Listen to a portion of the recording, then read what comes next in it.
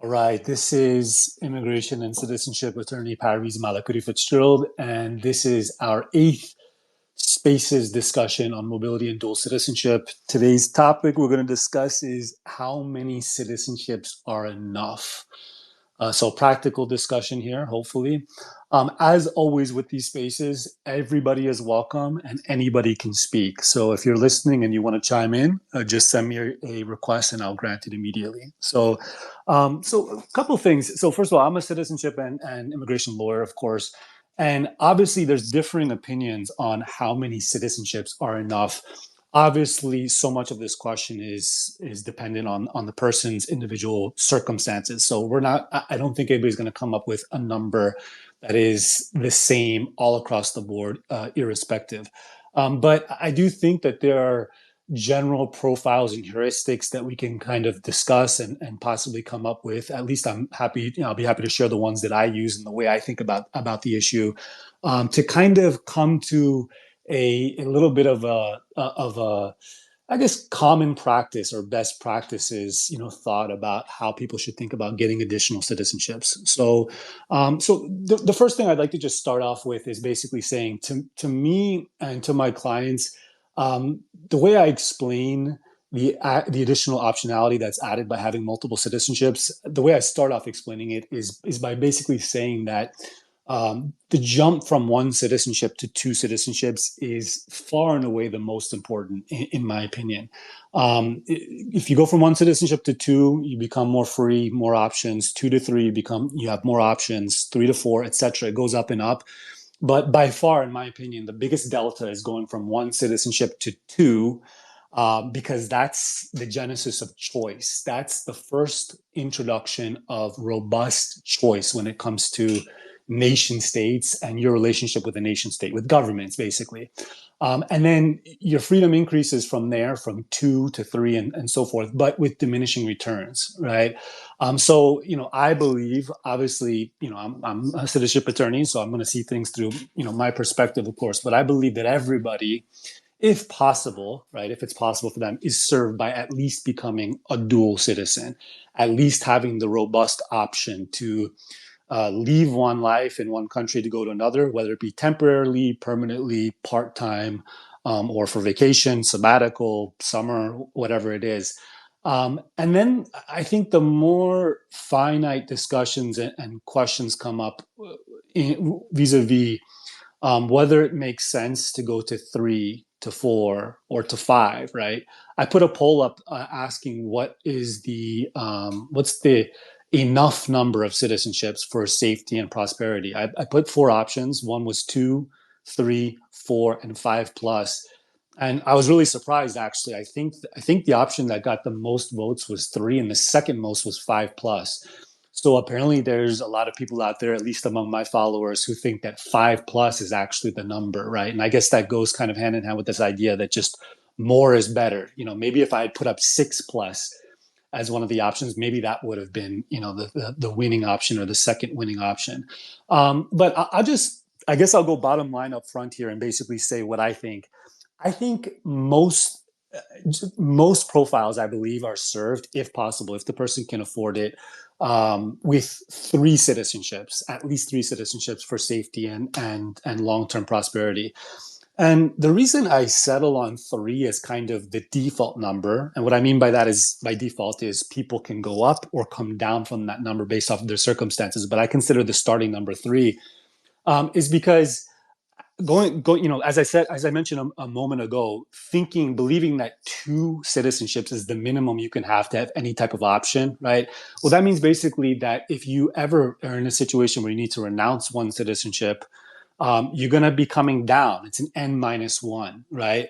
And I think, because of extraterritorial obligations that are imposed modernly, under our nation state system by citizenships, military service, citizenship-based taxation, subjugation to widespread sanctions of citizens of a country, because of those obligations, right?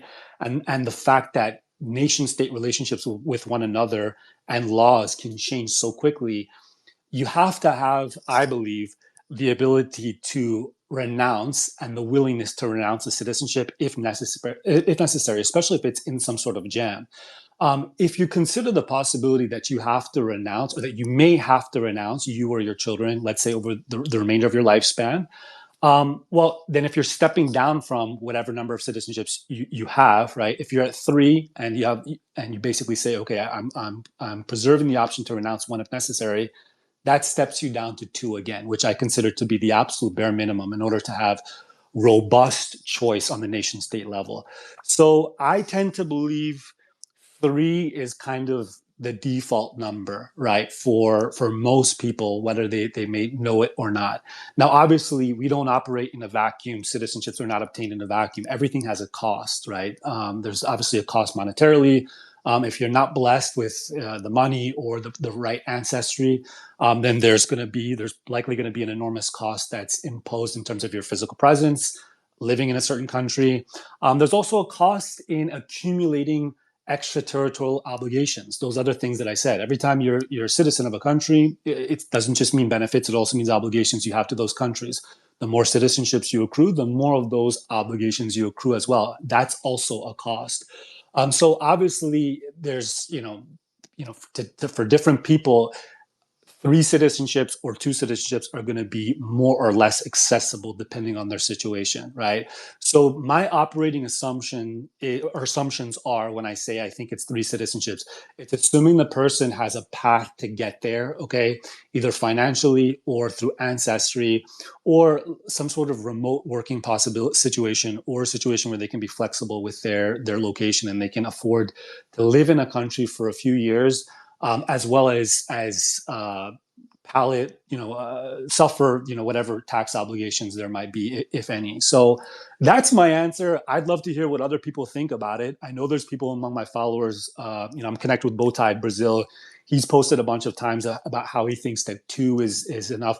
I hope I don't want to put any words in his mouth. So if I'm misstating this, Bowtie, or if anybody else, tell me if I'm misstating it. But I think his stance is more or less 2 is enough for the vast majority of people, and that 3 and above, if, for some circumstances might serve them, but in the vast majority of instances, it's overkill. So I want to hear other opposing or other views, whether they're opposing or not. We got Patrick here, we got David here. David, I'm gonna invite you to be a speaker. Feel free to speak if you like. Of course, you're not obligated to do so. But what do you guys think? Yeah, I will join you guys here. So in actuality, I agree with pretty much everything you said, Parvez. But for the sake of discussion, I'm gonna advance it slightly, and I'm gonna say 4, because for a couple reasons. But I'm gonna start by saying the option to acquire a citizenship, be it through ancestry, through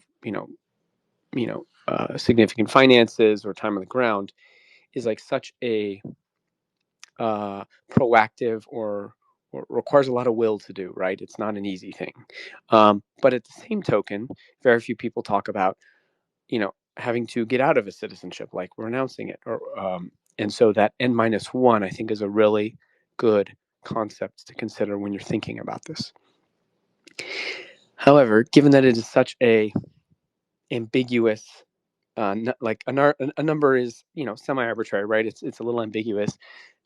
But that's okay, because as an ex-consultant, I love talking about frameworks to get an idea around an ambiguous situation. And so I would say that the ways to measure it are by what the citizenship entails in terms of its obligations and in terms of its benefits. And the best way to do that is to look at what those benefits and obligations are on a couple different planes and kind of back into it in your own needs. Let me give you an example. So you could say, I want it for freedom of movement. And so, okay, so there's certain citizenships you can acquire that greatly enhance your mobility, and some that don't necessarily enhance your mobility. And so you're going to prioritize ones that enhance your mobility. Another one might be, say, asset protection or access to some type of, applicable laws that are beneficial to you, right? And so in those cases, maybe some citizenships are going to be a lot better than others. You're probably not going to be acquiring Egyptian citizenship if that's a concern of yours, right? And then the last frame I'm going to put on it, which is, I know, a little bit heterodox, but that is cultural identity or affinity. And I think, you see that a lot with ancestry. Someone feels, hey, my grandfather or grandmother was German, Slovakian. There's an element of, cultural appreciation and identity. And, that, a way to codify that is to be a citizen. And keep in mind that the world sees so much change in our lifetime, let alone if a citizenship is multi-generational over the course of 100 years.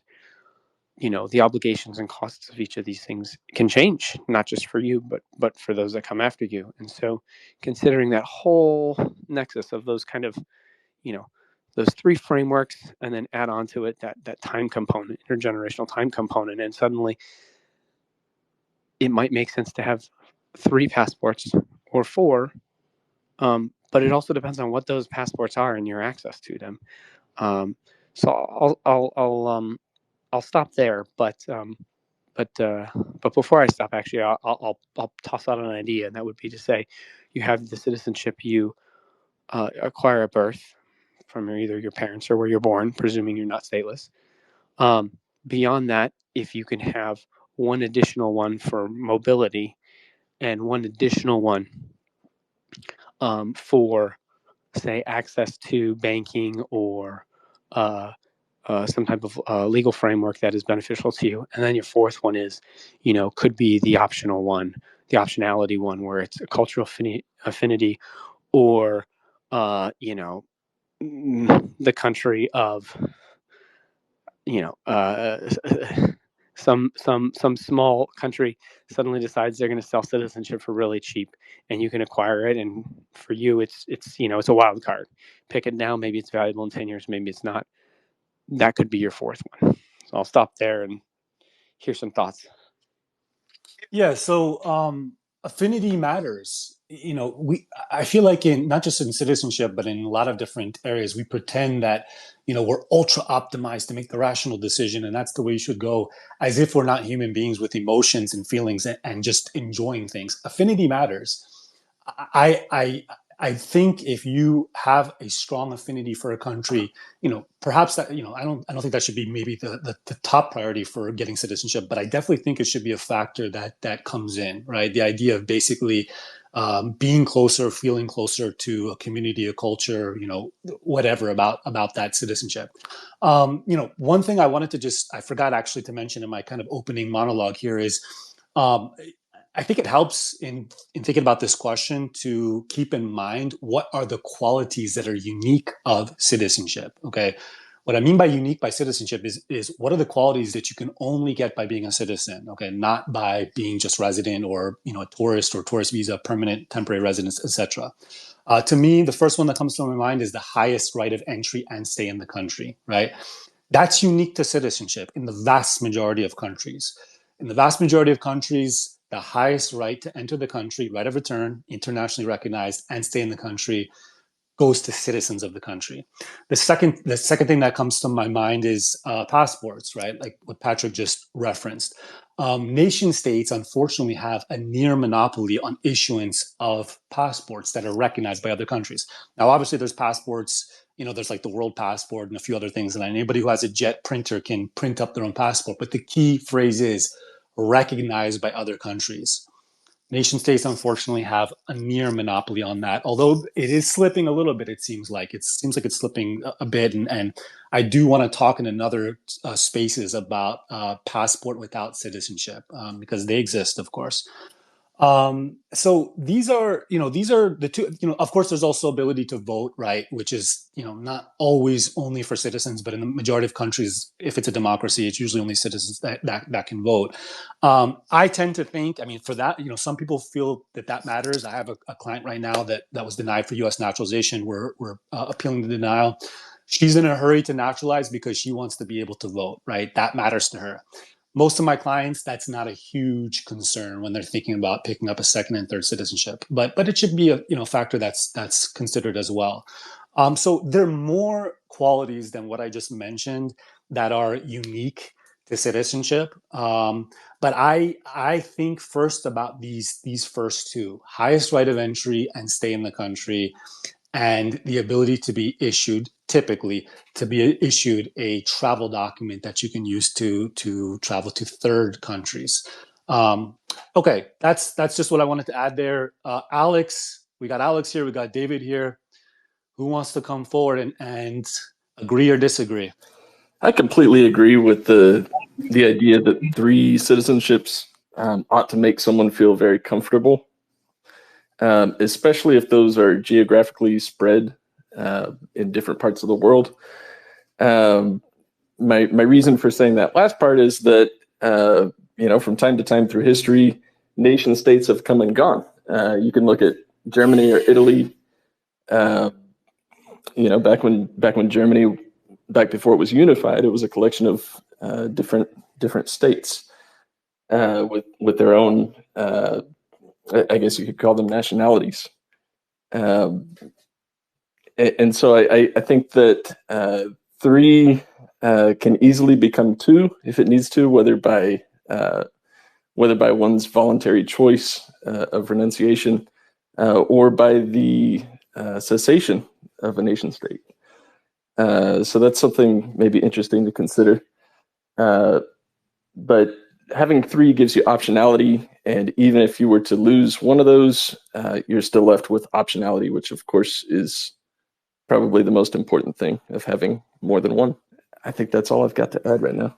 There you go. Okay, great. And Alex made a comment yesterday. I'm gonna try to pull Alex into the discussion here, and I want to do that first of all by clarifying what I said. So he made a comment. I'm going to paraphrase here because I don't have it in front of me, but I think he said something like quality over quantity. And I said I disagree, right? Now, what do I mean by I disagree? Do I think that quality of citizenship doesn't matter? No, of course, I agree with Alex that quality of citizenship matters. But the concept that I've kind of landed on over the years practicing and dealing with people is the idea that when you have enough, even if they're quote unquote low quality, the person is significantly safer. And I just linked to this tweet that I made a few days ago. It's called "On the Long Timeline, Even Third World Countries Are Safe Havens." So if anybody wants to look at that, and I'll explain what I mean by that right now. What I mean by that is basically, even if in a hypothetical, if a person has, let's say, 5 citizenships in what's considered to be the 5 worst areas or countries in the last, let's say, 10 years, for example, right? Most, violent, most war-torn, most all this type of stuff. The person is still enormously safer, okay, than if they just had 1 or 2 citizenships, right? Because not all those places are at their zenith of emergency at the same time. And that's the key thing, okay? The flux, the non-static nature, okay? The dynamic nature of the fortunes of nation states. They change, and they change quickly sometimes. Very often they change quickly. And despite how much I think as people that are reading history, we after the fact write about it as if it was like totally predictable and everybody saw it happening. But the reality is, and there's even studies about this, people don't actually know. It's largely backwards, justification, backwards basically analysis when people look at it that way. When you have multiple citizenships, even from third world countries, and you have the ability to move between them, right? And that goes back to the first quality that I mentioned that I think about as being most important to citizenship, which is highest right of entry and stay. When you have the ability to move between them, okay, you can toggle, you can hopscotch, okay? Now, I know a lot of people, especially obviously, people that are wealthy, they're not thinking about just, oh, hey, getting out of war-torn situations, right? People typically are adding citizenships to increase quality of life. But really at base, right, if you're talking about what's the most important thing, like what's at the base layer, right, of hierarchy of needs pyramid, it's the ability to be safe, okay? The ability to live, to not be blown up, okay, to have food to eat, okay, to not die of starvation or disease, right, in a particular place. So I kind of look at that as the first criteria when you're thinking about, okay, what are the things that actually motivate people to be able to, to try to gain a mobility asset, or basically a right of entrance or residence in a place long term, not just for themselves but for their families. So, Alex, when I said I disagree with your statement, quality over quantity, what I meant, I don't really disagree entirely, right? What I meant specifically is that I think the number of citizenships is greatly underrated when you look at the long timeline, okay, as opposed to what's considered a quality citizenship. And this is why I'm just allergic to, the few people out there that talk about citizenship in Singapore, citizenship in the UAE, for example. These are places with tiny land masses that are doing very well just recently on a tiny speck of time on the long timeline, okay? And they greatly restrict your ability to get citizenships elsewhere.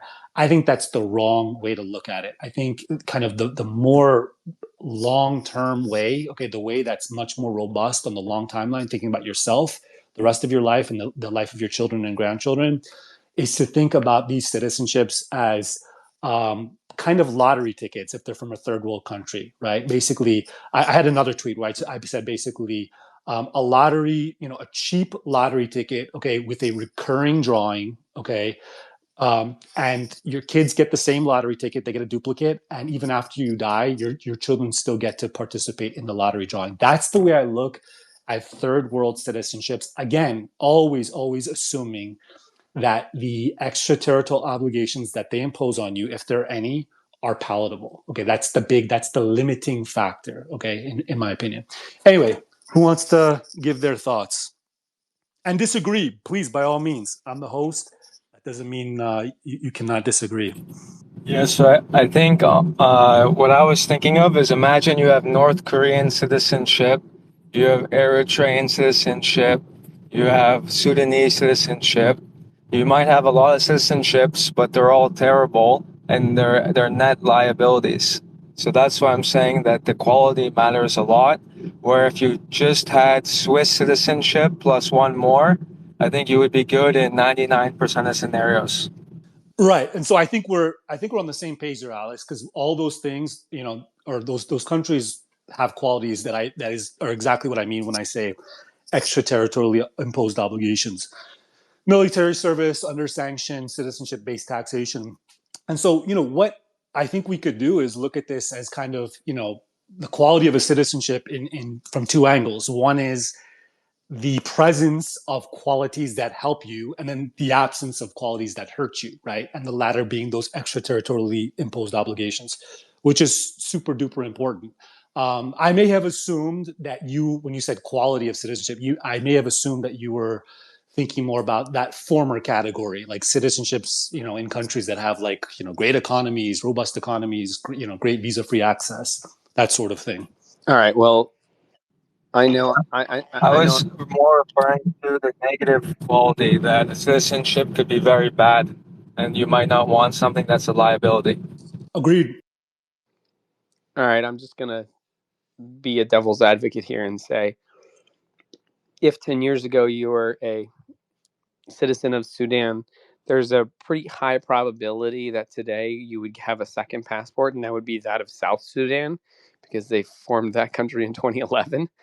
And then, you could show up in Canada and probably get a trip paid for there because you could claim some form of refugee status based solely on that citizenship. I say that in jest, but it is to highlight that even if it is a quote unquote third world citizenship that is, broadly considered to be among the bottom 10% in the world, it still offers some form of optionality. It may not be a very high value option, but it still is, pretty, it is an option in its own right. I would argue. Obviously, that's clearly hindsight, but I have this very niche fascination with getting a citizenship in a country that has some type of political turmoil, such to the extent that it could turn into a second citizenship.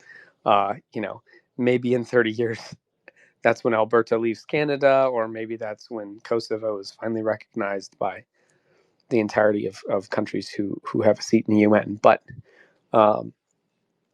it's just a good example of, like, another way to kind of think about these things. Yeah, that's right, Patrick. And obviously, different countries that have split up have had different criteria for who's entitled to the citizenship in the newly formed country. But one commonly used criteria has been the right of residence in the territory of the old country that has now become the new country. That's how Austro-Hungary did it, in 1918, when they split up, and plenty of other places have done it that way as well. So, yeah, that's an interesting, potentially interesting long-term project, right? If you can get a residency without onerous extraterritorial obligations in one of those countries and just hold on to it if it's low maintenance. That's very interesting. Yeah, I'm gonna. Go ahead, Alex. Back on that and in general, and say that I think the ideal portfolio doesn't have too many citizenships because of the risk that they can be liabilities, especially as governments start going broke. And we're seeing Canada talking about exit tax, attempts at some kind of citizenship-based taxation in various EU countries. And so it's likely that some of these citizenships will become liabilities, and getting the right to renounce is not guaranteed. We see in the US they charge a lot of money. Some countries don't allow you to renounce at all. So I think you have to be careful that the citizenships, although fun, could become a liability. And the ideal dream scenario is that you have a few citizenships in some of the most useful and powerful countries. Yeah, so Alex, that's referring to exitability, right? Which I'm a firm believer needs to be one of the main considerations when a person is considering getting a second citizenship. You're absolutely right. But you don't. Go ahead. Because the exitability can change, Yeah. right? So you might start out with a country that has exitability, and then there could be even a court case, never mind a law passed, but the courts could just decide one day that the intention of the law doesn't allow you to renounce, and therefore you can't renounce, or there's some exit tax or things like that. And suddenly you thought you could leave, and now you can't. So you have more exposure to governments, the more citizenships you have. And they don't have to be just or fair or reasonable. Yes, that's absolutely right. The laws change, including court cases, including even agency regulation, which can literally change overnight. That's absolutely right. But I don't I don't believe actually that the right to renounce, so exitability, that laws related to that are any more volatile than other laws as generally speaking, from a country. Or we're all subject to volatility, especially in change, and especially in sudden change of laws.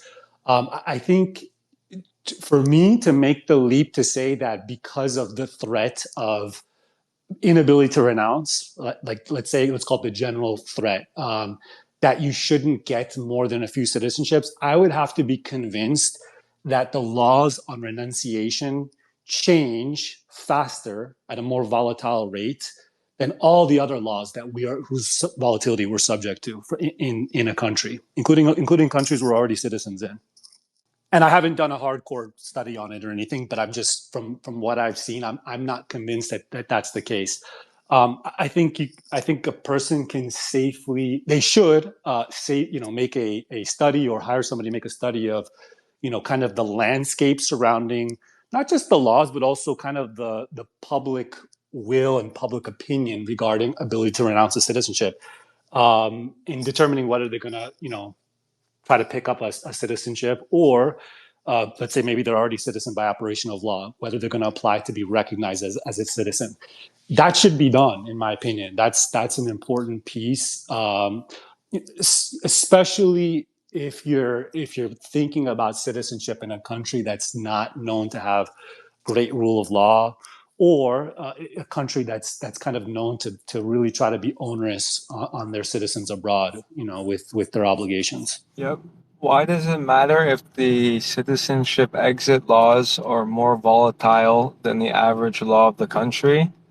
I would say just the ability for the government to change it is a potential threat vector, and the general headwinds of bankrupt Yeah, I'm going to just governments piggyback on and that a little bit and the say, hostility. Go ahead.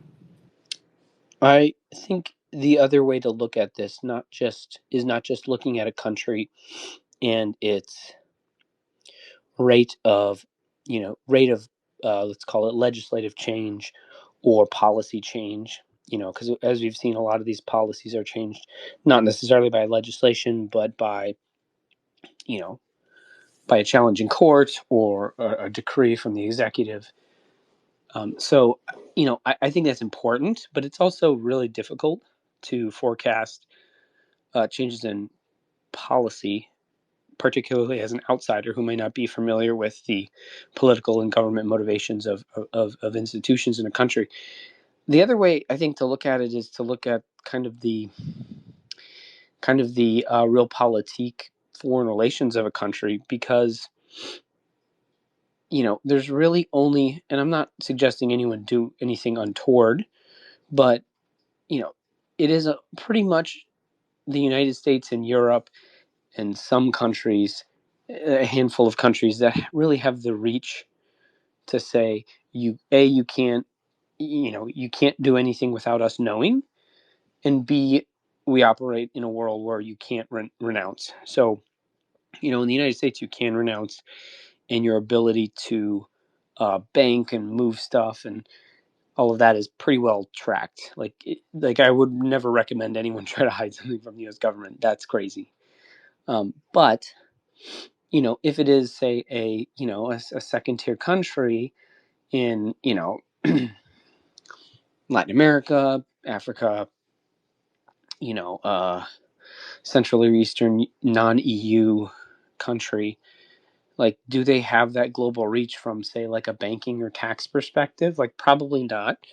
And if you're reading the realpolitik of the room, are they, do they have so many people out there abroad that they really want to invest in that capacity, when, you know, wealthy people in the United States like already have to deal with that? Like, it's kind of there's a reason why some territorial tax countries want to remain that way, is because they want to attract talent and capital there.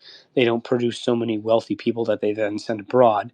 And if those people do happen to do that, they're sending remittances back, right? So there's like this political foreign relations like incentive calculus that is not easy, but I think you got to make sure the back of the napkin math like checks the box in terms of that, right? So in our lifetime, will Argentina chase you down for $100 missing in taxes? Probably not. Add a couple zeros to that, and the answer might be yes, right? And I think you got to do that for most countries. But having that exitability and looking at the exitability over time is part of that calculus as well. Does it take you a month or does it take you a year to renounce a citizenship? Because that's a difference in an annual income tax statement. So I think there's a smart way to do it. And if you do that, kind of proactive analysis, 9 times out of 10, I think you're going to be okay. Great. Alex, go ahead with the rest of your question, please. I'm not sure exactly what I was talking about at that time, but in response to the, well, most countries can enforce it thing, I think that's going to be a lot less true as time goes on and technology and CRS and other systems connect the world more. For example, Argentina, people talk about, oh, well, Argentina has a wealth tax, but even if they did citizenship-based tax, they could never enforce it. But as it gets more connected with CRS and everything like that, they don't have to enforce it. The other countries will do it automatically because they want Argentina and all the other people in the agreement to do the same. So I don't think this is realistic to assume that governments will be incompetent when we see quickly the impact that AI and other surveillance technology has on increasing government's ability to enforce stuff. I also think of France's pools, where they started using satellite photos on Google Maps to enforce people who had unpermitted pools and sheds in their backyard and increasing their property tax and fining them. And it was historically thought, oh, the French government is too lazy in my rural area to enforce anything, but they don't even have to leave their office anymore to enforce it. So I think generally the trend is going to be towards easier enforcement of stuff, and the assumption that your country is not going to be broke like all the other countries, that they're not going to come after people and get increasingly draconian, which will be normalized. And if the US is doing it and another couple first world countries, then why wouldn't everyone else follow them, just like they did with global surveillance and many other draconian things? So I guess that's my response. I absolutely agree with everything you said. And in fact, this is a very sore point for me, which is people that I see, I guess people holding themselves out as consultants, just dismissing the existence of a law that's terrible because they say that it's not a problem or it's not being enforced.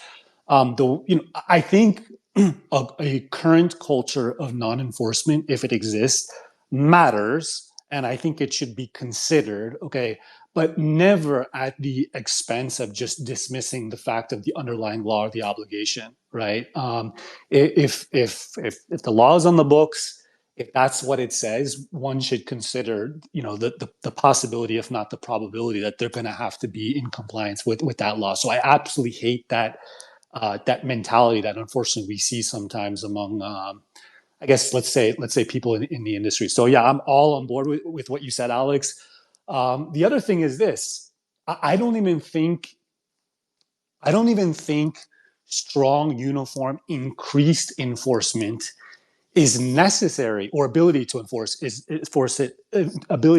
necessary. Okay, to create the outcome that you shouldn't be relying on non-enforcement, right? Because even a volatile enforcement regime, okay, creates the environment, okay, in which it's already costing you. Okay, so if you basically picked up a citizenship, okay, relying on the fact that you're non-compliance with this obligation of citizens, but the country's not enforcing it for now. Let's say you do that, and then the threat of enforcement comes up, okay, over the next 10 years, or the country's enforcing it, okay, then a new, head of the agency comes in, they slow down on enforcement, back and forth, back and forth. You have to plan and react to each one of those policy shifts, even if it hasn't been realized on you yet. Okay, assuming, of course, you're a responsible person, you plan, you want to protect what you have. You got to keep abreast of those developments. And even before the point that you actually get the enforcement letter in the mail, or let's say your bank, informs you electronically, hey, we've been contacted. Okay, you've already spent a lot of time thinking about it, possibly planning, okay, in response to a possible imminent change, and possibly even getting legal counsel for it as well. Okay, so yeah, so I absolutely agree with what you just said, Alex. I think it's a huge. Okay, I don't know if it's a huge issue. Maybe because I'm thinking of the bubble on Twitter and YouTube, which has a lot of people putting out crap information. But there's a lot of kind of bigger accounts that kind of talk like that. Oh, it's not being enforced. Don't worry about it. No, you need to worry about it if that's what the letter of the law says. I'm curious. I think I've heard some indications on Twitter that if you are a citizen of an EU member, that there's some kind of EU citizenship separate from citizenship in that member state that is potentially more persistent than, I guess, the national citizenship that gave rise to the EU citizenship. Is that something that the attorneys on the call would consider to be an additional citizenship, maybe in this count? Good question. No, I would not consider. So first of all, yes, there is such a concept, European Union citizenship, and it absolutely has been. There's jurisprudence about it. It's been in court cases. There was even a case I tweeted about a year ago with 3 Turkish nationals who naturalized in Germany. Okay, and then after naturalizing in Germany, so when they naturalized in Germany, they had to basically show that they renounced their Turkish citizenship. At the time, Germany was worse with dual citizenship than it is now. After they got the German citizenship, they went and reacquired the Turkish citizenship. They were found out, okay, and then Germany stripped them of citizenship. Okay, they appealed, they went up to the ECJ, okay, And I won't bore you with the details of the case, but the bottom line is the underpinning rationale of the decision that said that Germany could not do that, okay, is the fact that Germany didn't have enough of a safeguard in place, okay, for allowing the person to show a disproportionate impact on them if they were to be stripped of citizenship. And that made them lose European Union citizenship. That was the rationale, okay? Now that implies, though, that if the person had, German citizenship and let's say Spanish citizenship, by losing German citizenship, they would not have lost EU citizenship, right? Because they still would have had it through Spain. So yes, the concept exists. I don't consider it, and again, this is just kind of mental frameworks. I don't consider it another citizenship adjacent or kind of at the same level as country citizenships. I just think of it as kind of I call it like a bundle of benefits and rights, okay, that is attached to having a citizenship that's in that union. That's the way I think about it. Love to hear what others think about it.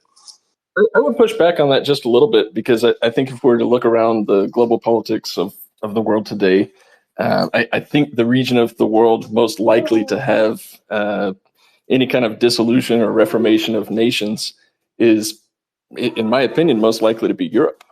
So I don't know. I'm sure there's a variety of takes on that, but just some thoughts. Thanks. Well, I agree with you. I don't understand how that pushes back, though. What do you mean exactly? Well, just that. Let's say if one was a citizen of Germany, and Germany was to fail as a nation, and reform under some other banner, whether it be a new nation or let's say they were conquered by Italy or something like that. I don't know. If that were to happen, would the EU citizenship? Well, let's say Russia were to conquer Germany somehow or another. Would the EU citizenship of a person who had been a German citizen persist for that person?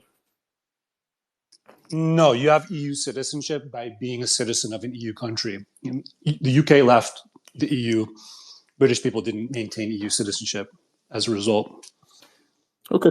Now, I'm going to play devil's advocate against what I just said, which is it possible that this concept of an independently surviving EU citizenship, meaning independently surviving a person's citizenship in an EU country, could that arise? Could that develop in ECJ case law? Yeah, I think it's possible. I mean, I'm not saying it's probable, but I could. Yeah, that's possible. Maybe, and you know what? Maybe there's, I haven't read that many ECJ cases. Maybe there's jurisprudence out there that is suggestive, at least in dicta, that such a thing could arise. I just haven't seen it yet. Parviz, what are your thoughts on if someone had multiple citizenships from nations that consistently historically have gone to war, such as, I don't know, I mean, Russia, and anything on that side is a good example, or even certainly with the paranoia that has existed for many decades now, the US and Russia, or etc. I mean, there's a long list. To add to this, there's been some talk about a European army, for example. If that were to at some point be devised and implemented, would that conscript citizens from all EU countries? Right. So there are lots of different layers to how the EU works and how it could work in the future that could be potential risks. Yeah, I don't know, Jay. I think. Go ahead, Alex. Yeah, I'd say generally that's good to have people in different axes. For example, where did Edward Snowden go when he exposed the constitutional violations of Americans? He wanted to go to various U.S. allies, but the U.S. was saying we're going to force him to be extradited and try him with everything under the book, even though he was arguably doing the right thing, which was holding his government accountable to the Constitution, which was supposed to give them their authority. But instead, he went to Russia. So if he were a Russian citizen, if all whistleblowers could just snap their finger and get a citizenship, Russia would probably be high on the list because they're unlikely to extradite someone who the U.S. government wants to extradite for this type of reason. Didn't he was essentially granted, I'm not familiar with their case, so please correct me if I'm wrong, or not super familiar. Uh, Didn't he actually get granted asylum, a sort of asylum in Russia? I don't believe he was a Russian citizen when he yeah, went there. Is that correct? he wasn't a citizen, but I'm saying that if he could have been, like if you were a whistleblower, tomorrow you're going to expose some great crime of the U.S. government, Hmm. what would you want your second citizenship to be? I would want it to be someplace like Russia or China that could actually resist calls for extradition against a U.S. citizen. And that would eliminate most of your Caribbean countries going to hand you over, your NATO countries going to hand you over, most countries in the world will hand you over, except for one that has a adverse relationship with the U.S. Maybe you could find even a small country like Venezuela, if you consider that to be small, that has an adversarial relationship with the U.S. So I think it's a good risk mitigation strategy if you have a power that can resist in your citizenship portfolio and another one. And it can go both ways, right? If you're a Russian citizen, you probably want to be a citizen of someplace else in case you do some kind of protest in Russia, which might, in theory, be protected under your rights in the Russian constitution. But the government may disagree, and you don't want to go in jail for years while it's adjudicated. So I think in general, you want to have unaligned axes in your portfolio if possible. Does that assume, I agree with everything you said, does that assume to a certain degree, in your opinion, though, that you you are not going to have in whatever country you call home or call home at a current time, you are probably unlikely to be much of a public figure, at least in the mainstream, because there would just be such a suspicion around, uh, you know, at least potential loyalty or the perception of loyalty to enemy states or warring states or, whatever you want to call them. How will anyone know? And also, I don't think it's an issue. But first, I would say they only know if you tell them at the public level. And then also, there's a ton of dual citizens in the US Congress and elsewhere. Some knowing dual citizens, many don't even realize they're dual citizen. But I wouldn't be surprised if the majority of Congress were dual citizens. Sure. My response would be that they might not know now, but that is the sort of thing you're trusting certainty from information to never be leaked, etc. And if that would be, I mean, I'm not saying you're wrong, but that would be a risk that could all of a sudden come club you in the head sometime down the road. Again, at the very least, from a public perception standpoint. Inverted, can you repeat your question again? I was just curious, anyone's thoughts on having, citizenship in two places that have historically been at war, been sworn enemies, been suspicious of each other, et cetera, and how that could affect one's life slash profile slash portfolio to the positive or the negative. Got it. Yeah, Yeah. go ahead, Go ahead, Patrick. Parvis. I'll. I mean, I take two perspectives on it, or two frameworks to kind of analyze it. One is to look at history when you couldn't necessarily have two citizenships. Um, a good example would be here in the United States when the U.S. was at war in World War II. It may seem like an ancient example, but there was a lot of people here. We all know how those of Japanese ancestry, not necessarily of citizenship, but ancestry, were treated. There was also, very underreported what happened to people who were of German citizenship or Italian citizenship or Romanian For citizenship sure. who were living in the United States, and they all had to register. It was the Alien Registration Act of 1942. So and those documents you can FOIA them from National Archives nowadays. Contact me if you ever want me to help you do that. But the other, so that's one example, and then the other example is to look at it through wars are when two nation states fight, but remove the nation states. And what happens if one country wants you for criminal issues and can't extradite you? The treatment is probably a little bit similar. You may or may not be blacklisted on a travel ban. And I'm going to give a very recent example that you guys probably all know but didn't initially think about, and that was um, if you guys remember the CEO of Nissan, who was criminally charged in Japan with mishandling funds, and he was snuck out That was in, hilarious. I believe, what was Carlos yeah, Ghosn. Yeah. it's yeah, Carlos goes and he's like, if you wrote it in a book, you'd be like, what is this? What is this I'm amazed airport there read? still hasn't Like, been a movie made about it, to be honest. That would be a good movie. I think it's in the works, yeah, actually, if I'm not mistaken. And you're absolutely right. I'm eagerly awaiting such a film. Go ahead, Patrick. I'll end it with very few people know the guy's citizenship portfolio, and he had three citizenships. He had French citizenship, Lebanese citizenship through ancestry, and Brazilian citizenship. And Brazil supposedly doesn't extradite a lot of people, but that's a pretty big open question as it relates to Japan. He still has not been extradited from Lebanon. He's lived in Lebanon ever since then. Now, does Japan and Lebanon, do they have conflicting interests like two countries at war or historically distrust each other? No. But, some parts of Lebanon are more localized and some are more national in terms of their enforcement and policy and the ability to find people. So he has existed in Lebanon ever since then. Presumably he hangs out at like some pretty cool coastal bars on the weekends, uh, but it goes to your point that like sometimes a good way to analyze it is to look at it when the distrust between a nation state and a nation state is at war, but also distill it between a nation state and an individual, like Carlos Ghosn or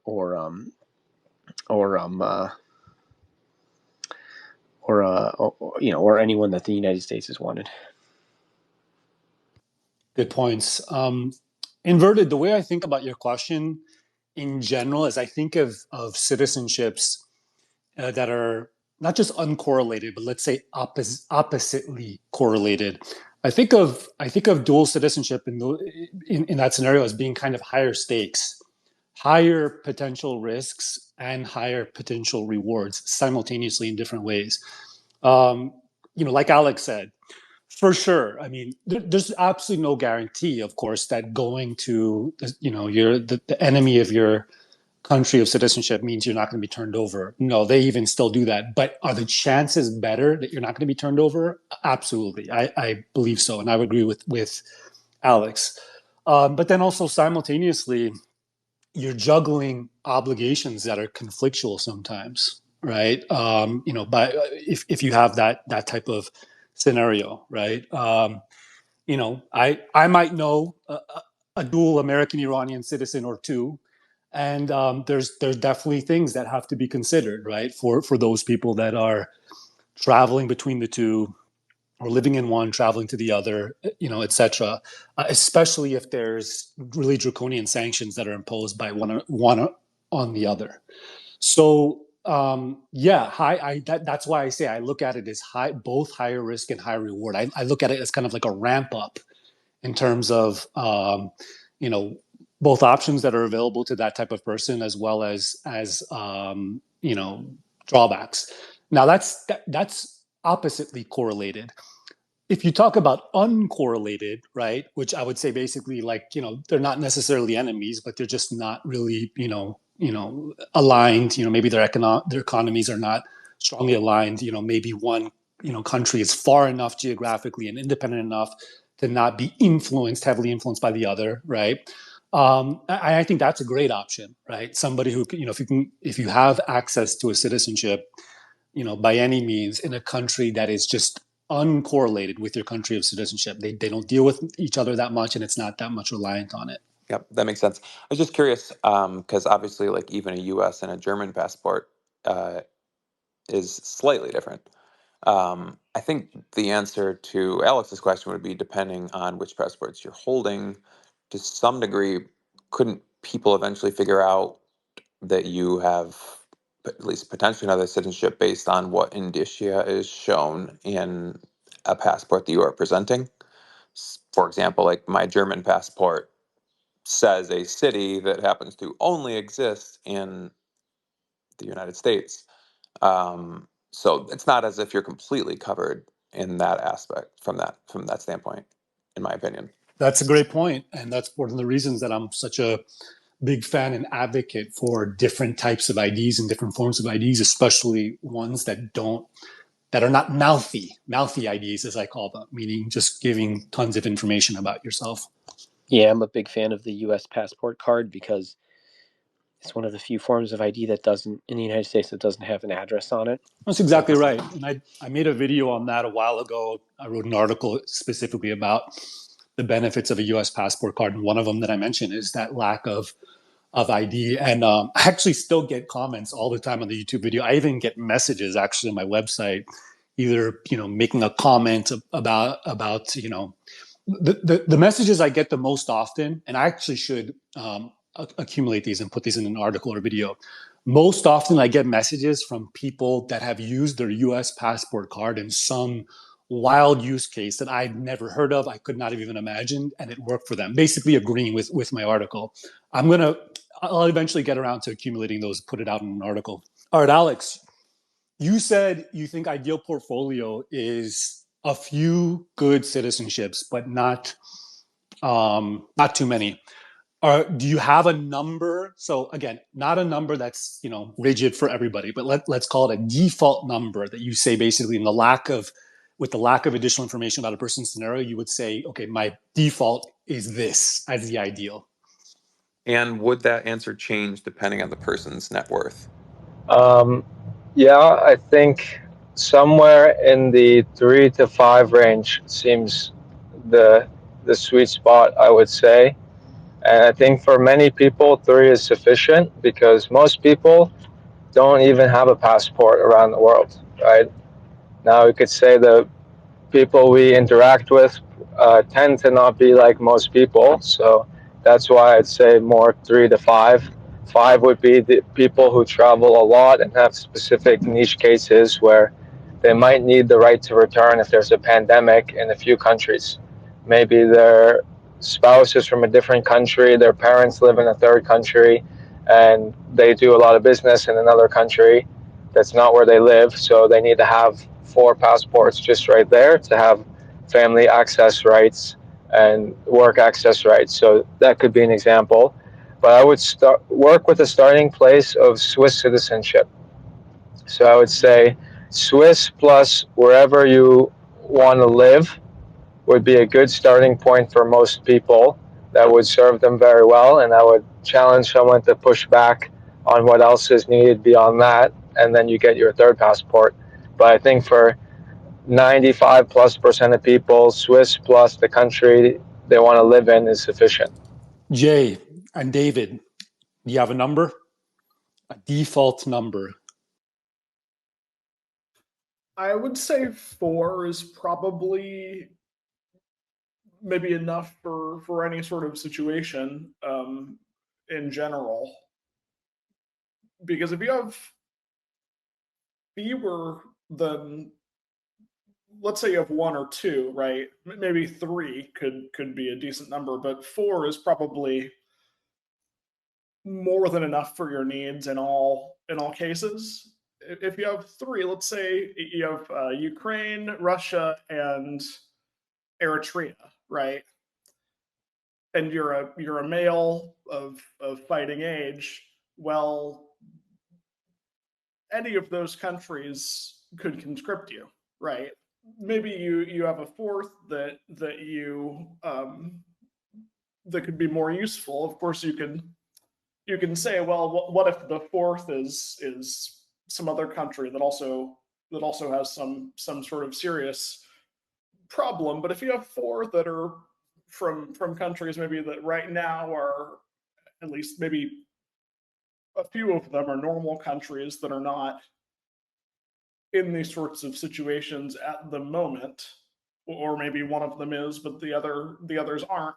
it's very improbable that four countries, especially that are farther away from each other, are going to be in a situation at the same time that you wouldn't want to go back to that country for any reason. Yeah, so I started off, Jay, I don't think you were here. I started off by saying my default number to start out is 3.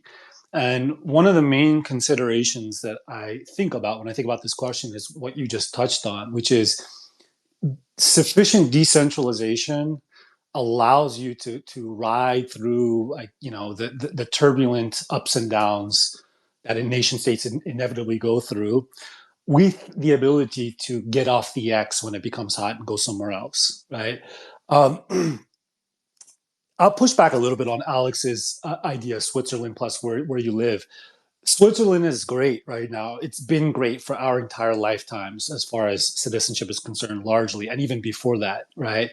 But, you know, one of my ideas, one of my most staunchest beliefs is that all countries are subject to the volatility, the ups and downs over a long enough timeline. It just matters. It's just a matter of time, right? And we don't necessarily know when, you know, a country that's on top, that's been on top for a while, is going to take a dive. The only way to prepare for that, to combat that, is to have sufficiently enough, that just statistically, it's just extremely unlikely that all your countries of citizenship are going to be in utter turmoil at the same time. And Alex, you kind of surprised me. You said 3 to 5 was your sweet spot. I thought the way you were talking, you were going to say 2 or 3 previously. So I think you're actually much more, I guess, in agreement, or I should say we're more in agreement, I think, than I thought initially, right? 3 to 5. But to me, yeah, the big thing is, right, for safety, security, and now even prosperity, because so much of the economy is online, right? If you're in a country that's not necessarily a great country but has strong access to the internet, and if you're talented and, you know, entrepreneurial, you can still, you know, oftentimes make your fortune, you know. But for that type of safety, it's really, in my opinion, the number one, you know, factor is the number you have, okay, to be able to toggle the hopscotch if necessary. Right. One of the other things is that when you have maybe 3 or 4, then if one country does some crazy thing that could be an extraterritorial obligation or could affect you in some way outside the country, maybe it gets sanctions for some reason to a large extent. If you have 3 or 4 citizenships, then you can, if it really did become the case that country just ended up really going to a place where you don't want to be associated with that, then that could be an option to renounce that one. But you'd still have those other 2 or other 3 that would be fine. So it's not just a hedge against conditions in that particular country, but also against extraterritorial issues in some cases. Yeah, that's exactly right. You need the ability to be able to exit and not step down to so few citizenships or one citizenship such that you no longer have optionality. That's kind of the N-1 concept that Patrick and I were speaking about at the beginning of the discussion. I don't think you were here yet, Jay, right? You know, I believe you need to have enough citizenship so that you can drop one and still be free, still be mobile, and still be able to get out of town in a hurry if necessary. And that's why I settle on 3 as the default number. Now, again, I think 4 is better for most people than 3, and I think even 5 is better than 4 for most people. But I think the reason I kind of don't go to 4 as the default is because I do assume a cost to getting these citizenships, right? I don't, you know, the way I look at the question is not just like, oh, you know, in a fantasy world, let's say money's no object, all this, you can have whatever you want.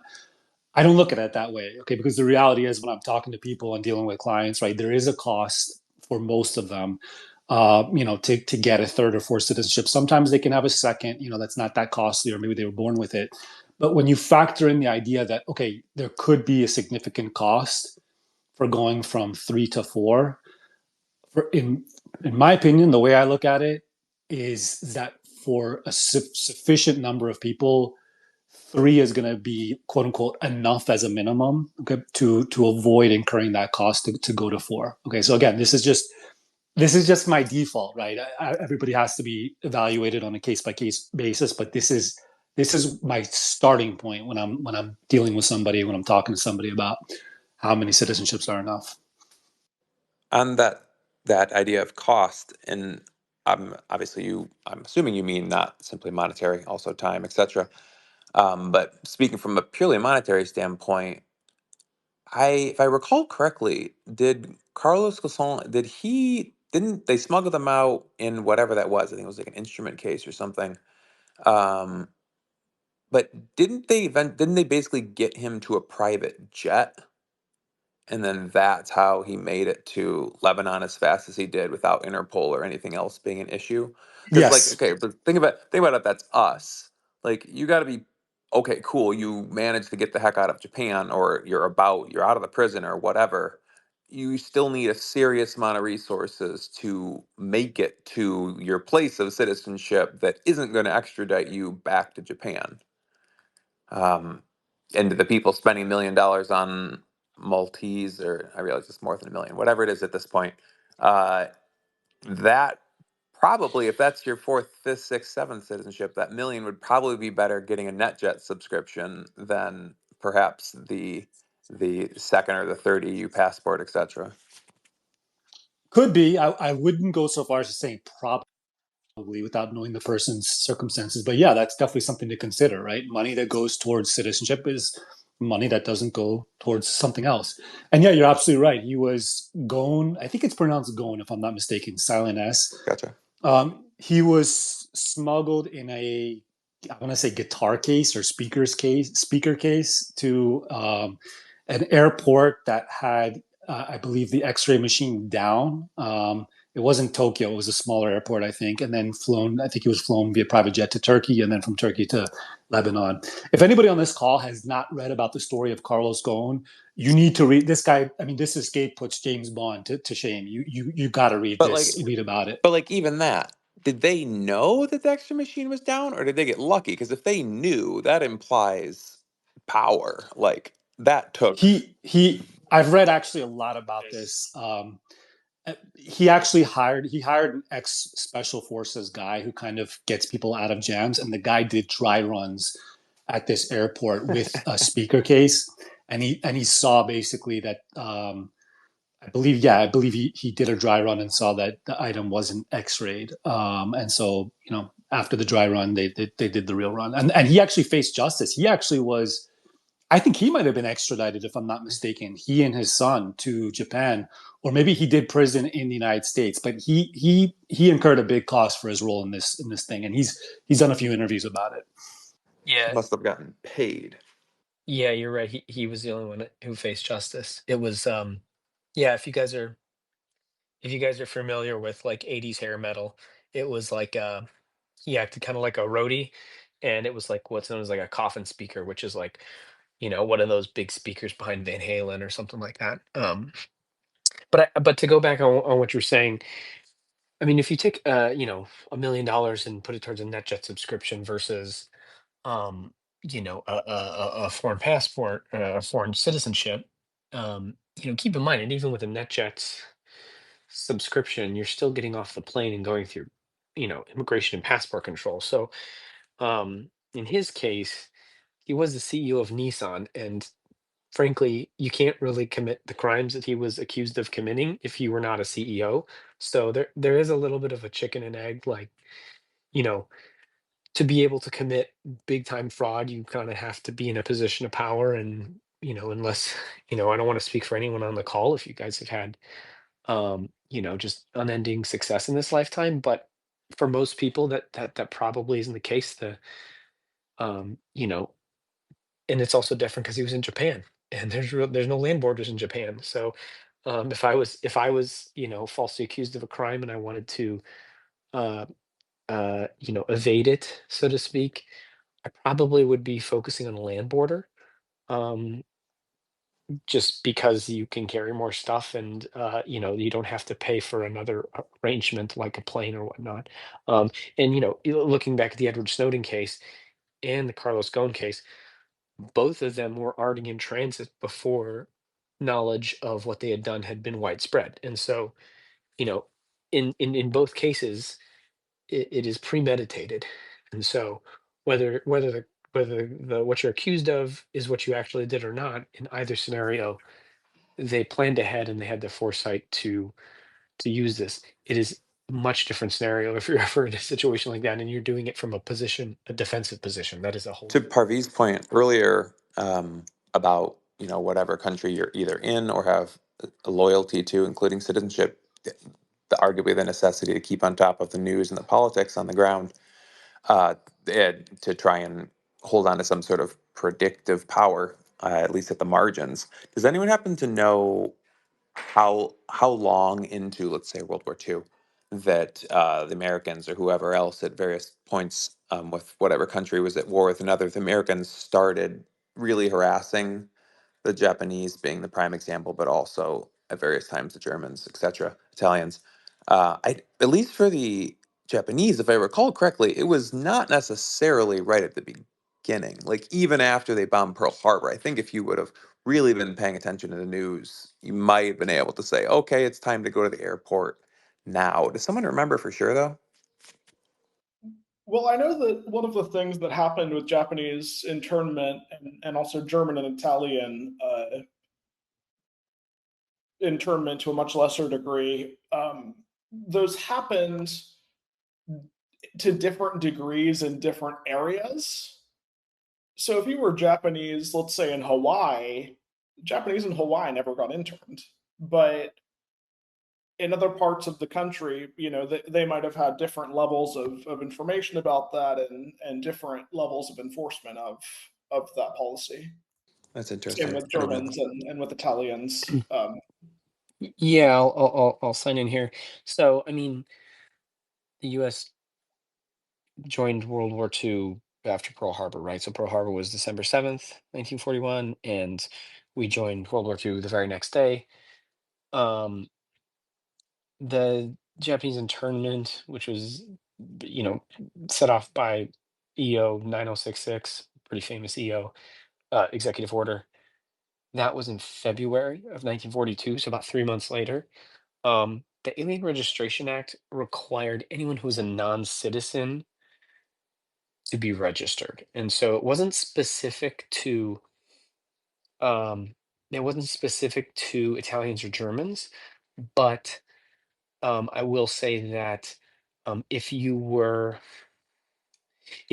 of those, if you were a citizen of a country at which the United States was at war with, the burden of what that registration required was more significant. Um, and so that's just the legal aspect of it. The cultural aspect of it, of people getting harassed and whatnot, is kind of a different sphere because it varied based on region. If you were German in New York, you're probably getting culturally a little bit of a tough time. But keep in mind, most people who spoke German at home shed that in World War One. That's when all the communities in Wisconsin, Minnesota, a lot of the greater Midwest decided to shed their German roots because they didn't want to be, put upon by society. So I think there's different spheres to consider it. In any case, history is always hindsight by definition, but um, how do I put this in really nice terms so it's not so blunt? Um, Being of Asian descent in the United States, re- like you were hassled no matter what, like brutally in the early part of the century, all the way through, honestly, the 1980s. But from a legal regime perspective, you definitely were up through World War II, and so um, no one deserves that. But given that that was the frame of reference, that's what makes it so much more tragic. Was that dual citizenship wasn't allowed. The people who were interned under that executive order, who were of Japanese ancestry, were all American citizens. Um, but they didn't have any other option. They couldn't couldn't go move somewhere else because they still were at the mercy of the one citizenship they did have, and it was one that they worked hard and, presumably them or their parents or their grandparents naturalized. So, that's a long-winded way of saying, when stuff comes down the pike that is probably not advantageous for you and you need to scoot, like there are warning signs. But the difference between, World War II and today is that today we have the option for global mobility. For a lot of people, you can take your job with you and, you can go somewhere else. Um, on a side note, side little anecdote, I'll throw in this. With the conflict in between Russia and Ukraine right now, a lot of people who are, Ukraine does not allow dual citizenship, like a handful of former Soviet countries, and part of it is because of Russian influence. And so, a lot of people who went abroad to avoid being conscripted, they are, of course, at the mercy of. They're at the mercy of their one citizenship, and some of them have naturalized elsewhere just to flaunt the law, which they see as the worst, the lesser of two evils, and rather break the law and keep your life than be sent to the meat grinder, right? Um, but it does go to show you that like you do have options, and in a perfect world, if you have three citizenships and you want to avoid conscription, you don't have to renew that passport because suddenly the law says you got to go back home to your country to renew that passport. And if you have a second or a third passport to travel on and live abroad, then you don't have to get that one reissued for the country that's conscripting you. So, a lot of disparate examples here, but it kind of all goes back to saying it helps to have three options because especially when that option is an n-1 and you got to ditch one either in recognition or in passport issuance or legally, you have that option to do so. That's a good point. Yeah, Sorry, just one yeah, comment, Harvey's. go ahead. Do you happen to know, Patrick? Obviously, Canada was still British at that point. Mexico was Mexico. And anyone else nearby us, do you know where Japanese or Germans or Italians, etc., do you know if any real percentage of them were able to successfully attempt to claim asylum in either close to us? And I do realize that kind of the standards around asylums and the procedures and the ability to claim it has changed since then as well. I'm just not as familiar with that history. So I've never dealt with. So I'm a researcher, right? I'm not a lawyer. Um, but I've never dealt with anyone who had an ancestor who was a. Well, I have with refugee, but not in the context of what you're saying. Because keep in mind, um, Canada is a unique example, but during World War II, like the reason Canada as a national identity arose was because of World War II. Like their foundational citizenship law was signed in 1947, and that's not an accident. Um, but they fought alongside the Americans, on Omaha Beach in D-Day. So, I don't think there was a huge political incentive um, to accommodate people like that. Um, I have not seen it. I've seen situations where someone came from Europe after the war, from a refugee perspective, and how those people were processed between quotas and the paperwork and going through a second or third country. I've seen all that, but Americans during the war, I've seen all the compliance that they've had to file. I also have a case where, you dig through someone's file and you see them going back and forth to traveling immediately after World War II.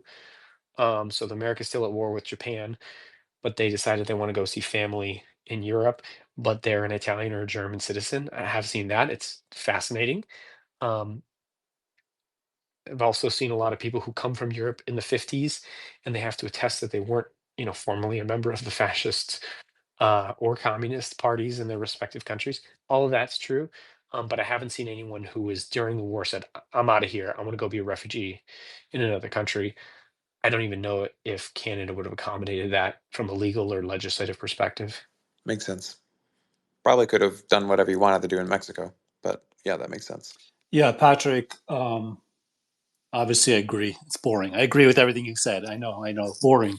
One of the things that I find to be a criminally underrated thing or underconsidered aspect is that people often presume that their ability to apply for a foreign residence or visa is going to be the same as now as when their country's in turmoil. And it's not the case.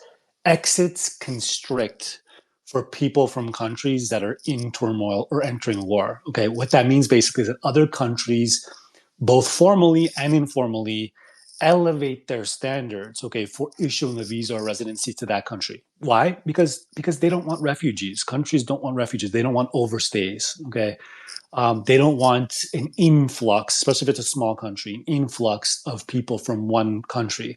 So people don't have and just to give a few examples, there's all different ways that a person from a country that's, let's call it, in turmoil is restricted from applying for residency and visa elsewhere, right? One is basically a policy, okay, informal policy. The country will say basically, look, if you got somebody that's from X country that's just, entered war, if they're applying for a tourist visa, I want you to, ratchet it up, make sure that they have, the ticket home, they have this, they have that. We want our adjudicators to start denying, basically. That's one way, informal. Sometimes it's a formal policy, okay, literally just an agency change or even a statute passed by the government in that country saying, hey, we'll no longer approve visa or residency applications for people from this country, either blanket prohibition or sometimes partial prohibition. And sometimes the restrictions are just much more logistical, okay, which is a country goes in turmoil, okay, a third country closes their consulate there. Okay, they close their consulate. What does that mean? That means that avenue of citizens of that country that's in turmoil, okay, for them to apply for a residency or a visa elsewhere is shut down, okay, or it's greatly restricted.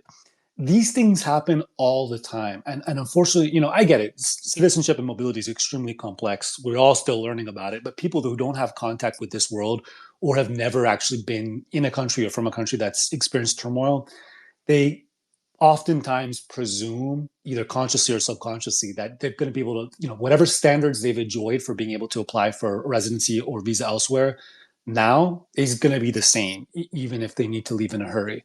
It's absolutely not the case. And this is why I'm a broken record. I harp so much on this idea of highest right of entry and residency in a country. You get that through citizenship, as well as kind of this nested concept within it, which is what I call the bridging residency, right? Meaning basically you go there, you go to your country, one of your countries of citizenship, to be resident, just as a bridge. You don't want to stay there long term, but you've been in a place that's in turmoil, it's a hot zone, you got to get out.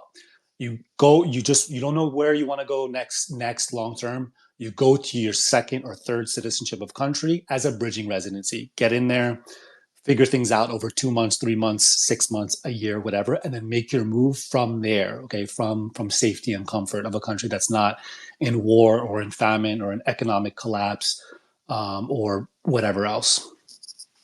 Yeah, and I would argue that this is also the case, looking back through history, you know, particularly in the 20th century, a lot of countries were not good stewards of, someone's source of identity. There's many such examples from World War II, particularly in, Poland, what we would call today Central Europe, where, communities were overrun and the local office was sacked or destroyed. And then that was suddenly, the source of where everyone's birth records were. Um, and I think that's less of a problem nowadays because it's, a lot of it's digitized and backed up, but your access to it is also still can be truncated. And, you know, the closing of a consulate is a great example. Another example would be during COVID when, everyone's been put on a hiatus. I had probably multiple thousands of dollars worth of document requests from me and clients all just basically shut off for 18 months because no one wanted to step foot in, some archive. And that suddenly impacts you as well, right? So um, it's less of a problem for you as a living individual, but compared to like an archival document. But um, you know, it also happens. Another great example I'll throw that's a little more modern out here is Parvis, I don't know if this has ever happened to you, but for a while, all of the U.S. Postal Service fingerprinting outputs, the digital fingerprint reader machine was down in all of basically, greater New York area for multiple months. I think it was like 9 to 12 months. So if you had to get an FBI background check, which is something you need for residency, and I don't know if I've seen a residency where it doesn't require it, you had to go to a different provider and do the old-fashioned ink up your fingers, kind of book 'em dano treatment. And if you were out of the country, that would have been an incredibly challenging spot to be in. And so, um, during times of conflict, there's also, and I'll stop after this example because I just get chatty and I don't want to turn it into me complaining about bureaucracies because that's hilarious. But um, you know, there's not a lot of people who really truly are like in government who are like, yeah, I really want you to get dual citizenship. I really want you to get foreign residency. It's not something they really care about. It's a service that you need to have done to obtain an FBI background check, to get a birth certificate, for them to verify who your parents are sometimes. Like all of that makes sense. Those are government services, but they're not government services that they really want to do for you. And so if you show up asking to get something done fast or you get something done like in a reason what you perceive to be a reasonable amount of time, it turns into the DMV treatment, right? And that is even more true during times of conflict or increased demand. Look at Italy and their citizenship by descent law changes. Part of that was the internal bureaucracy of all these local communes complaining up to Rome saying, why am I digging out someone's death certificate from the 1870s? Nobody who's an Italian citizen in Italy cares about these things. It's all foreigners, right? So, you know, checking those boxes, writing those emails, getting a bureaucrat to get you a service that should be provided efficiently, all takes a lot of time and effort. And that's during normal times. During times of crises or times of constraint, you get your deli ticket at the back of the line. So it's always helpful to have it up front.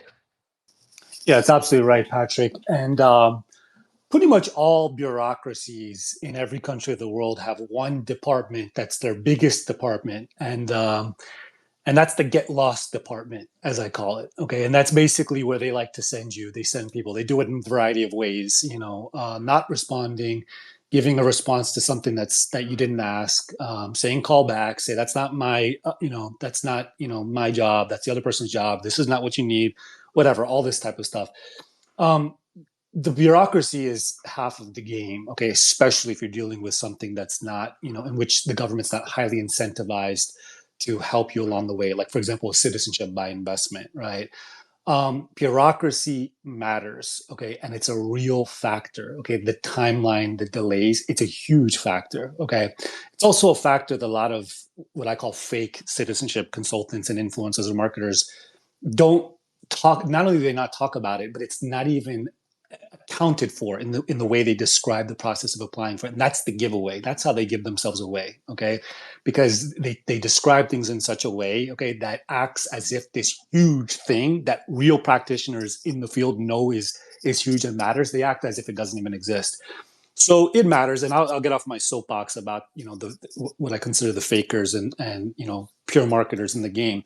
But it matters, and it takes time. And sometimes people's access are cut off to it, okay, temporarily or permanently.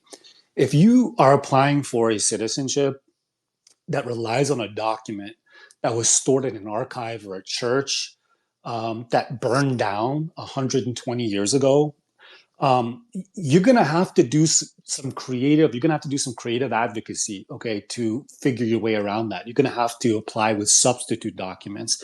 You're gonna have to, possibly fight the case, maybe even fight the case in court, okay, if possible.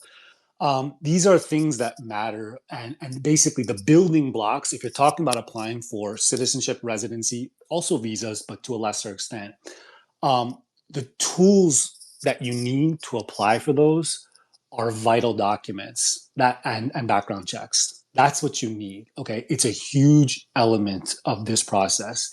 It's not to be underestimated. It's not a side thing. It's not, like, oh yeah, we'll just get that. Don't worry about that. We don't need to discuss. No, no, it's a main component. Okay, of the reality of multiple citizenship. Parviz, just as an adjacent, but in my opinion, extraordinarily closely related subject, how do you think about how many bank accounts or access to a serious or an adequate amount of funds uh, to to use your title to use part of your title from this space is enough? Particularly, I'm just going to presume that a huge aspect of this answer would be in an uncorrelated nature, being outside of Swift, etc. If you really wanted to make sure you have your behind covered when it matters most. That's a Pandora's box, inverted. It's a great question. It's really a Pandora's box, right? It also presumes that you're comfortable with, or that you look at storing your money, through the lens of kind of in the traditional financial system, as opposed to other Sure. ways, as opposed to Bitcoin, right? Sure. And people have very different views on that. My views are not really entirely mainstream when it comes to that. Um, you know, I don't help people with financial planning. It is adjacent to my area, but I'm not, I don't set people up with bank accounts. Um, I'd have to think about it. You know what? I'm gonna refrain. I don't want to just rush an answer right now. I have to think about what I think is quote unquote Sure. enough. But that's a really interesting topic. In fact, that probably could be its own space For sure. entirely. Because for a variety of reasons. One is obviously just not being reliant on any one country or information sharing system, and the other one is just for the purposes of being able to show proof of funds, okay, to be able to apply for Okay. residencies by investments or certain types of visas. But I'm gonna take a rain check on answering that. Yeah, I agree. That would be a good space. But even just as an asterisk to what you said, even if it's crypto, like unless you're going to, one of a pretty small amount of countries, still you probably still need an off ramp if that's where you're going to store your quote unquote pent up labor, time, etc., your money in the interim. Absolutely, yeah. I mean, still, even if you're a total Bitcoin maxi or crypto maxi, and hate traditional finance and all its restrictions, still in the majority of the world, if you want to buy a place, if you want to live life, you still typically need a traditional off ramp, right? With the exception of, as far as I know so far, and anybody who's more in the know, feel free to correct me, but as far as I know so far, with the exception of a few Bitcoin economy communities, still we most people are paying, even Bitcoiners are paying for most of the stuff that they need and want, using dollars in the traditional, or dollars, or other fiat currencies in the traditional system, which means it matters. And that was just a long-winded way of saying, it still matters what bank accounts you have, where you have them, and off-ramp accessibility. So yeah, absolutely matters, inverted. I'm just not prepared to give an answer other than kind of a guess right now, or a rushed answer. Yeah, I'm gonna take 1 minute and dovetail on that and basically say yes to all the above, and also consider the fact that there's payments, and then there's store of value, right? And for most people, Bitcoin is a store of value, and they interface it in with some other program to provide payments for daily life, right? But when you back out and say, okay, well, if it's fiat or if it's crypto, there's a third and fourth bucket for storing value, and sometimes that can be, as basic as bullion precious metals. That could also be paintings. If you're a absolute nerd like me, sometimes it's like antique bottles of wine. Like there's different ways to store value, and with custody of that those types of assets, comes a whole host of additional risks that are not related to banking, but related to, property protection. Um, and so whether or not you're taking your art and, loaning it to a museum or putting it in a climate controlled storage unit, or, taking it out of the country and using a variety of storage methods, like all of them have different legal risks, different property protection and theft risks. So I think, that also pertains to kind of the internationalization of asset protection. That would be an interesting question for us to kick around if we did a space on that. Or a interesting question would be, what countries that anything approaching a normal person, even a pretty rich normal person, what countries could one reasonably get residency or citizenship in that are known for stability and security in regards to vaulting actual bullion or whatever you want to vault, but like, you could put it there and trust it. For instance, Singapore, but obviously Singapore doesn't probably meet the quality of easy to get for most people, and they obviously don't have so you couldn't get dual citizenship. Yeah, it also goes back to transfer, right? If you hop on a plane and you're carrying a $2 million piece of artwork, like that's gonna get caught in For sure. in declarations, and that's also true of the thing of gold bullion. If you're jumping on a plane with a bottle of 1983 Lafite Rothschild, it's gonna get bottle shock. So, well, they wouldn't let you take it on the plane anyways, but the point still stands. Or even depending on the countries, like a Rolex or something. I don't know if you guys saw, I believe it was last year, maybe 2023, that Arnold Schwarzenegger, I believe, was getting harassed in Germany or something for some watch that he forgot to declare. So even that would be difficult in regards to like, okay, I have an extraordinarily expensive watch and this is how we're going to live if we have to, run. I don't even know you could hardly do that depending on where you're going. Yeah, I did see that inverted, and in fact, one issue that's kind of I don't know how I don't know if it's more common than with other nationalities, but Indians get caught up a lot. CBP writes, they tweet a lot and about Indians trying to wear tons of gold coming into the country, basically as kind of a way of transferring their wealth back. So, and obviously not declaring it. So, yeah, that's definitely one way to try to move a little bit of your wealth between borders. Do you happen to know in regards to the US, which I'm sure you're most familiar with immigration laws in the US, is there is there a clear statute or law about if it's truly jewelry or not, a chunk of bullion in your pocket? Is there a limit to like, okay, above an estimated value of X, you must declare it, or could you theoretically wear millions of dollars of jewelry through the airport? It's a good question. It's a customs question, not an immigration one, but I don't know. And that's something I'll probably look up at some point. I've been meaning to, but I don't know actually if it's how that's ascertained, or if there's a test to determine whether it's more jewelry than bullion or not. Anybody else know? I don't, but I have an example that might shed some rough light on it, and that is that there's a huge element of discretion from customs, and I only know this from bringing back boxes of Cuban cigars. Um, Hilariously, um, the standard was that you could never bring back Cuban cigars for commercial resale. It had to be just for personal use. What is commercial and what is personal? That amount is up to up to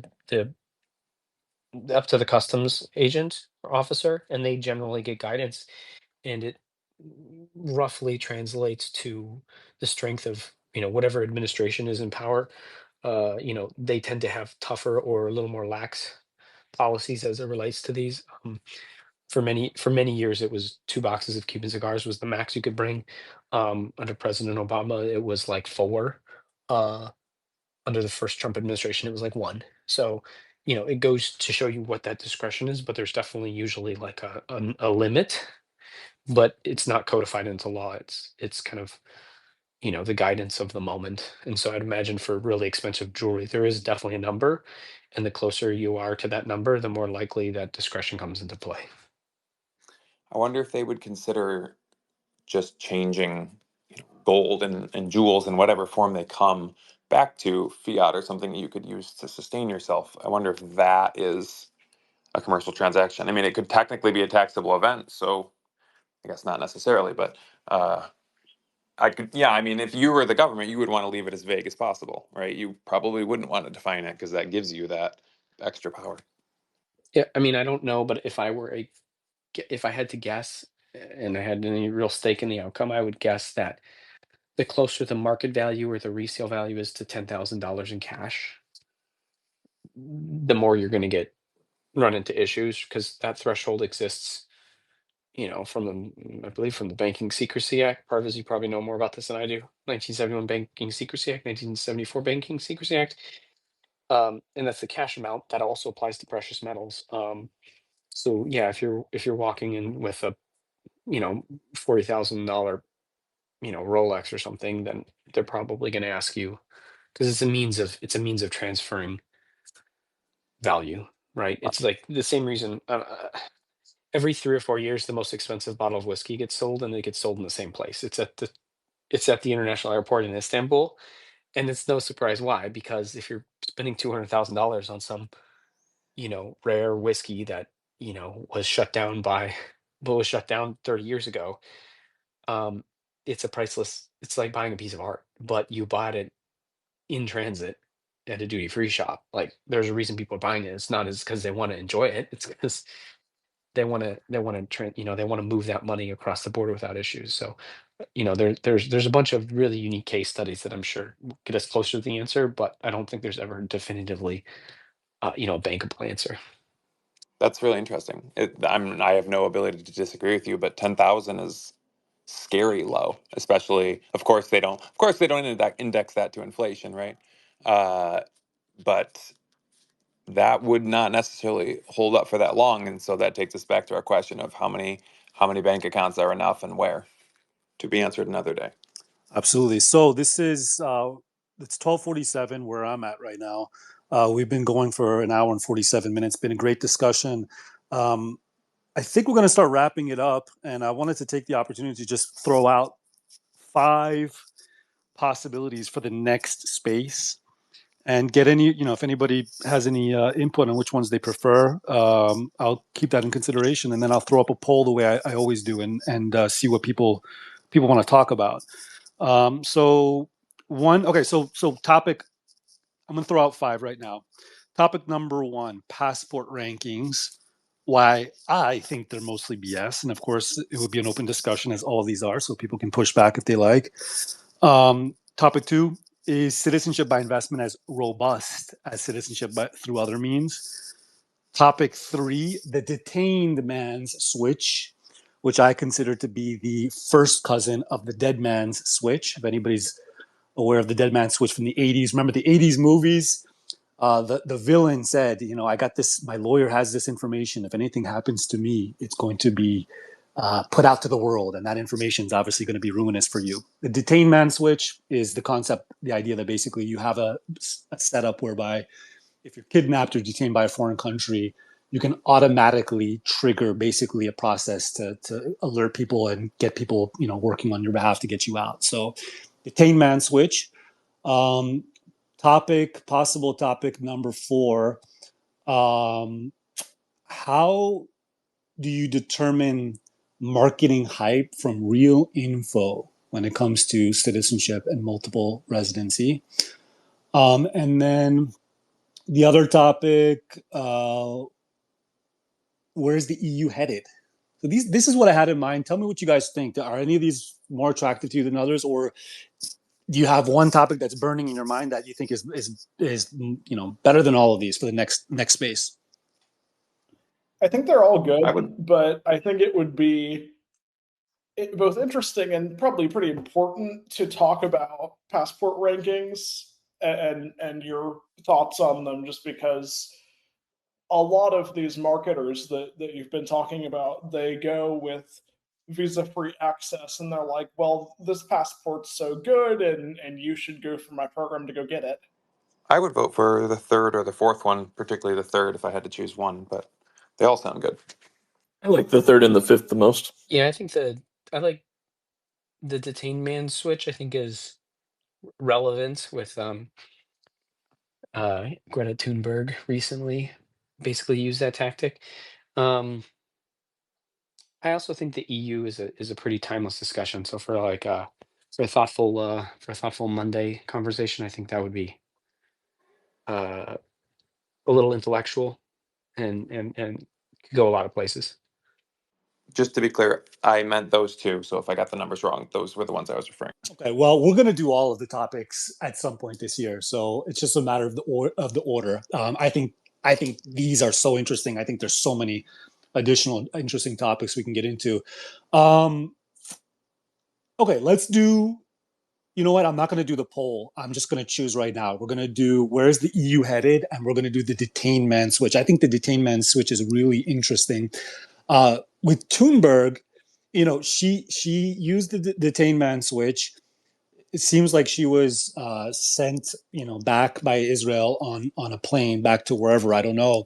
And I think people might take for granted the idea that that always would have happened if she had not made such a media fuss. And I don't think that's necessarily the case. I mean, obviously, that's just my opinion. But I think in hindsight, when a country is pressured to do the right thing, sometimes we take it for granted that always would have happened if the person hadn't really done what they did to advocate for themselves or to set themselves up. So these are the two topics that we're going to do next week. I'll pick, which one is going to be Monday, which one's going to be Thursday. As always, I appreciate you guys' feedback. Of course, any anonymous listeners as well. Thank you for listening. Thanks for showing up. I really enjoyed the discussion. Thanks to everybody who chimed in. And we're going to do 50 of these. This is only number 8. We're going to do 50 this year. All of these are being recorded. I haven't posted them up on major podcast platforms yet, but that is forthcoming. So we'll definitely do that. And that's it. Thank you, everybody.